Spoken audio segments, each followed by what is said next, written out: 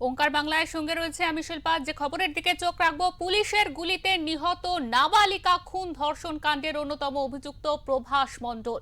আত্মরক্ষার জন্য পুলিশ অভিযুক্ত প্রভাস মণ্ডলের উপর গুলি চালাতে বাধ্য হয় বলে জানা গিয়েছে।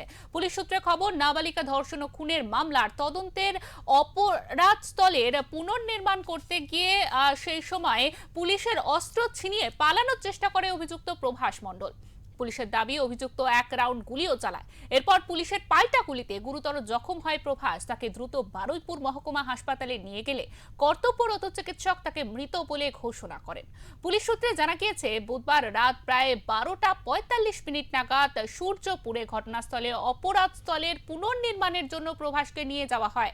পুলিশের দাবি, ঘটনাস্থলে পুনর্নির্মাণের কাজ শুরু হওয়ার ঠিক আগে প্রভাস মণ্ডল এক পুলিশ কর্মীর আগ্নেয়াস্ত্র ছিনিয়ে নিয়ে পুলিশের দলকে লক্ষ্য করে এক রাউন্ড গুলি চালায় এবং সেখান থেকে পালানোর চেষ্টা করে। আত্মরক্ষার স্বার্থে পুলিশ পাল্টা গুলি চালালে প্রভাস মণ্ডল গুলিবিদ্ধ হয়।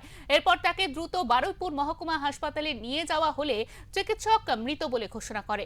ঘটনার পর প্রয়োজনীয় আইনি প্রক্রিয়া শুরু হয়েছে বলে পুলিশ জানিয়েছে।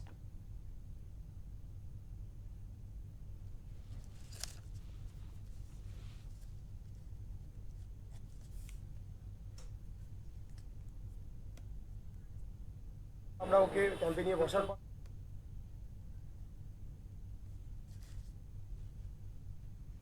আমাদের সঙ্গে ইতিমধ্যে টেলিফোন লাইনে রয়েছেন আমাদের প্রতিনিধি সঞ্জয় মাঝি। সঞ্জয়, বারুইপুর যে কাণ্ড, সেই কাণ্ড কিন্তু একেবারে অন্য মোড় নিয়েছে। সেখানে কিন্তু দেখা গিয়েছে গতকাল পুলিশের গুলিতে নিহত হয়েছেন বারুইপুর কাণ্ডের অন্যতম অভিযুক্ত প্রভাস মণ্ডল।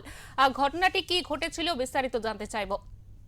দেখো শিল্পা, তোমাকে প্রথমেই বলি যে পশ্চিমবঙ্গে প্রথমবার আজকে যে ঘটনা ঘটেছে, একাধিক ঘটনা ঘটেছিল এ মূলত, তার মধ্যে অন্যতম হচ্ছিল আরজি কর। যে আরজি কর হয়েছে বাংলা তথা ভারতবর্ষ উত্তাল হয়েছে, দেশের বাইরেও। তেমনই একটা ঘটনা ফের বারুইপুরের মর্মান্তিক ঘটনা, নাবালিকার সঙ্গে ধর্ষণ এবং খুনের মামলা রুজু হয়েছিল। কিন্তু গতকাল গিয়েছিলেন রাজ্যের মাননীয় মুখ্যমন্ত্রী শুভেন্দু অধিকারী, তিনি কিন্তু কড়া বার্তা দিয়েছিলেন যে দোষীদের বিগ পানিশমেন্ট দেওয়া হবে। ঠিক একইভাবে আজকে দেখা গেল যে বারুইপুর পুলিশ একদম সিঙ্গম রূপে ছিলেন।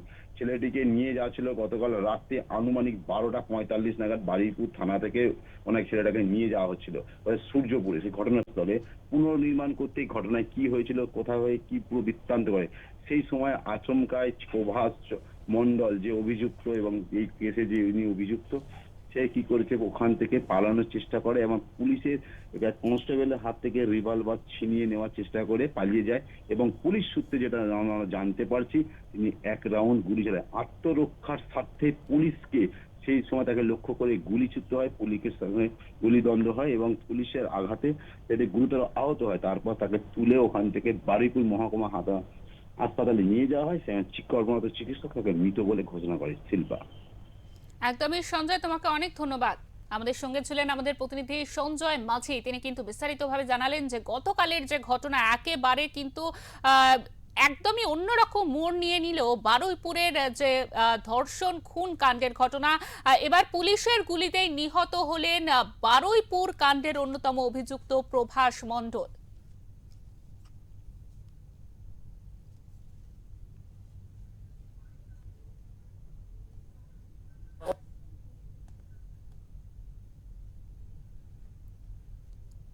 তখন রাত্রেবেলা আমরা ওকে ক্যাম্পে নিয়ে বসার পর আমরা সকালে যখন ওকে জিজ্ঞাসাবাদ করি, ও বলতে চায় না। প্রেশার করার পর পুলিশ প্রেশার করার পর কখন হয়েছে, কখন কটার সময় হয়েছে আনুমানিক?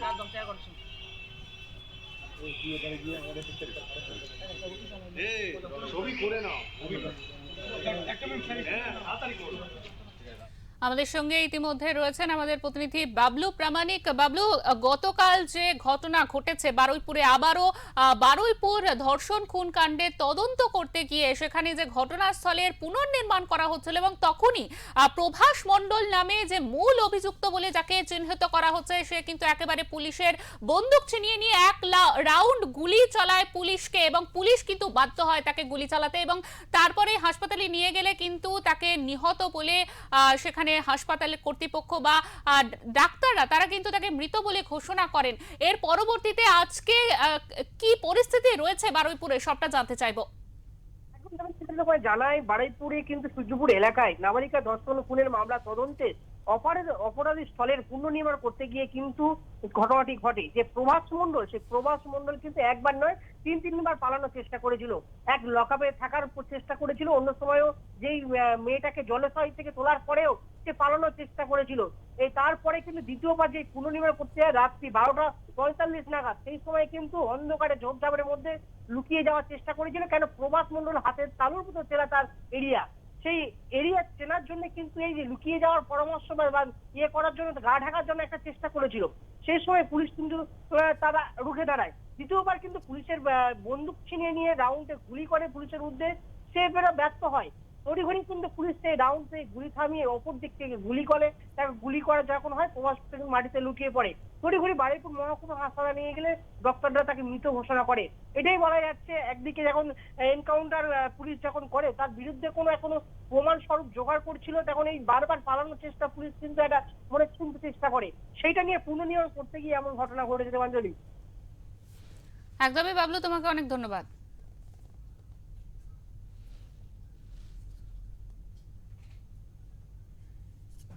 আমাদের সঙ্গে ছিলেন আমাদের প্রতিনিধি বাবলু প্রামাণিক। বাবলু জানাচ্ছিলেন যে পরবর্তীতে কিন্তু আজকেও একেবারে উত্তাল বারুইপুর, এবং গতকালে যে মূল অভিযুক্ত বলে চিহ্নিত হয়েছেন প্রভাস মণ্ডল, তার নিহত হওয়ার খবরের পর কিন্তু আরো উত্তাল হয়ে উঠেছে বারুইপুর, এবং একেবারে পরপর ঘটনা। প্রথমে নাবালিকার ধর্ষণ খুন, এবং তার পরবর্তীতে বারুইপুরে একটি 17 বছরের ছেলেকে একেবারে খুন করা, এবং তারপরে কিন্তু যে বারুইপুরের ধর্ষণ খুন কাণ্ডের মূল অভিযুক্ত প্রভাস মণ্ডল, তাকে নিয়েও কিন্তু একটা জোর জল্পনা শুরু হয়, এবং তারপরেও পুলিশের সঙ্গে একেবারে বলা যায় বন্দুকের গুলির লড়াইয়ে নিহত হয় প্রভাস মণ্ডল।